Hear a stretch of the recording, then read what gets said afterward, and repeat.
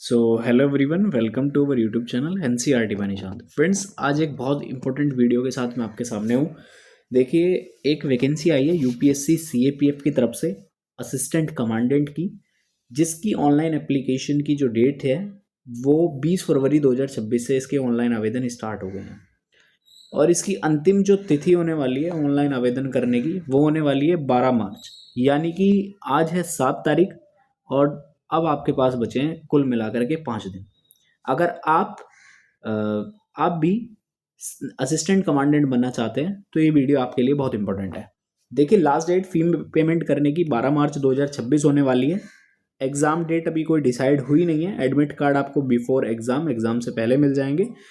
अब बात आती है एप्लीकेशन फ़ीस क्या होने वाली है। देखिए, एप्लीकेशन फ़ीस जर्नल और ओबीसी कैटेगरी के लिए 200 रुपीज़ होने वाली है। यहाँ पे SC ST इस फॉर्म को फ्री भर सकते हैं और फिजिकल हैंडीकैप कैंडिडेट जो हैं वो भी फ्री भर सकते हैं। ऑल फीमेल कैटेगरी भी इसे फ्री भर सकती है। केवल और केवल जर्नल और ओबीसी कैटेगरी के जितने भी स्टूडेंट्स हैं उन्हें इस फॉर्म को फिल करने के लिए 200 रुपये पे करने पड़ेंगे और बाकी सभी के लिए ये फॉर्म क्या है, बिल्कुल फ्री ऑफ कॉस्ट है। ठीक है जी।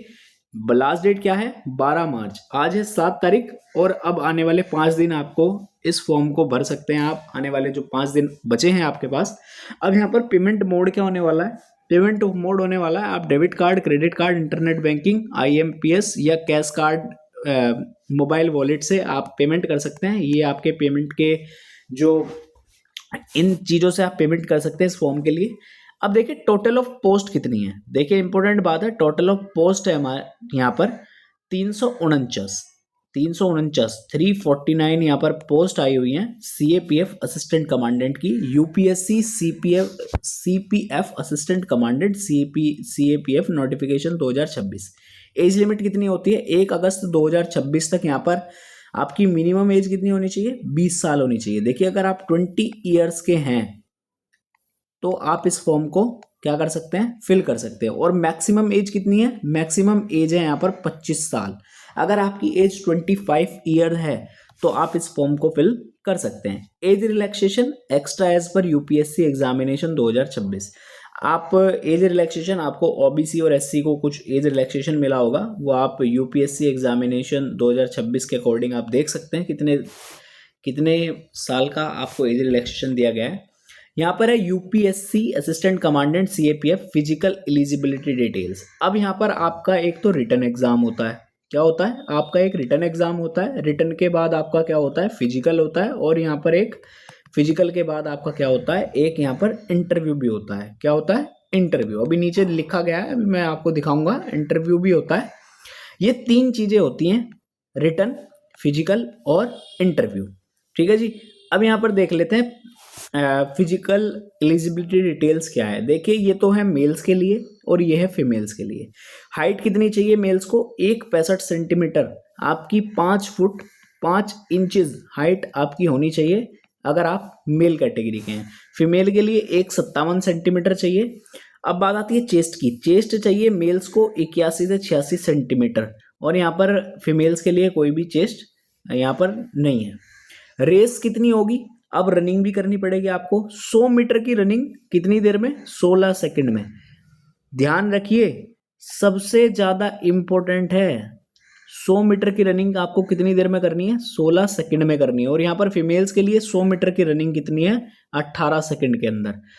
देख लीजिए, 100 मीटर रनिंग 16 सेकंड और 100 मीटर रनिंग 18 सेकंड। अब दूसरी रेस आती है, एक और रेस है।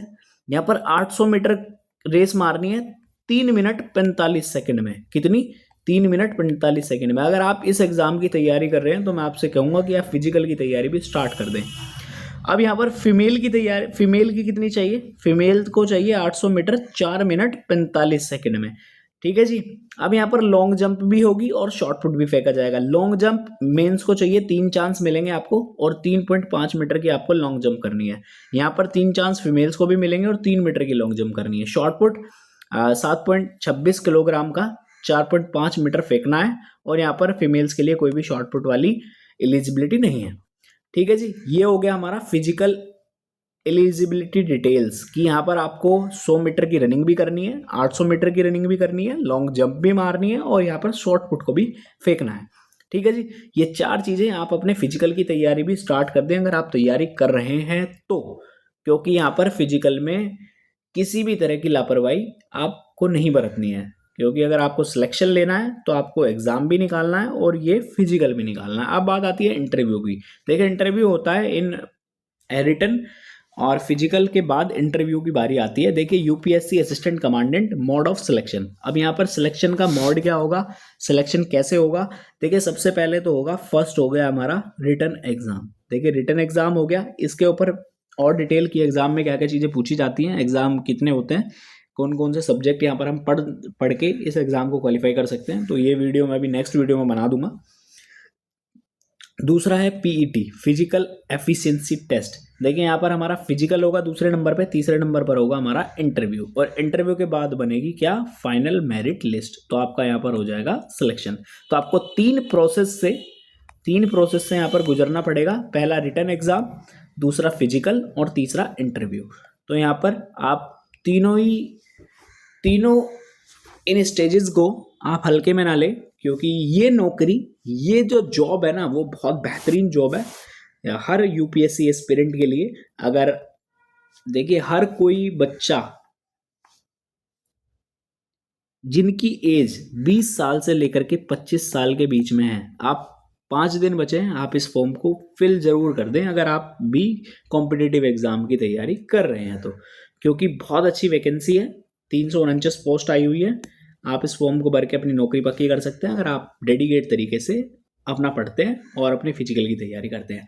अभी तक के लिए इतना ही। जय हिंद, जय भारत, वंदे मातरम, भारत माता की जय।